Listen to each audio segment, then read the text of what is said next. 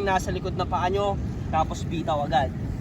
Tapos bend kayo ng tuhod, tingin lang kayo sa harap. Ganun lang kasimple, no?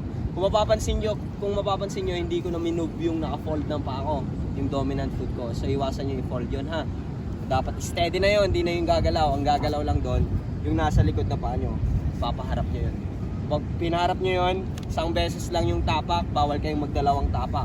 Kasi once na nagdalawang tapak kayo, doon kayo out of balance. Gets nyo ba?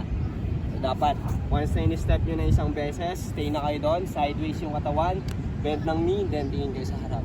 Okay? Isipin nyo palagi kapag nakatayo kayo, kasi mas stable yung balance nyo once na yung katawan naka-side. Gets? Iwasan nyo parap dito yung shoulder nyo, ha? Kasi once na pinarap nyo dito yung shoulder, ang mangyayari, magiging straight yung paa nyo, ito yung magiging position, walang balance. Out of balance kayo.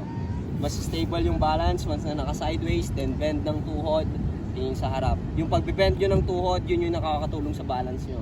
Gets? Once na straight body, mahirapan kayo kasi malakas yung white water. Yung white water na sinasabi namin is yun. Okay? So yun na, dapat naka-bend kayo palagi. Pag sinabi kong lean forward, yung lean forward, yun yung speed nyo. Pag sinabi kong lean forward, bigatan nyo sa harap. Pag sinabi kong lean back, bigatan nyo sa likod nyo. So likod, lean back, preno, then lean forward, speed. Okay? So speed, then lean back, preno. Gets? Pero kapag wala akong sinabing ganon, wag muna kayo mag-lean forward or lean back. Gawin nyo lang, bend lang, focus lang kayo sa harap. Gets? May tanong ba kayo?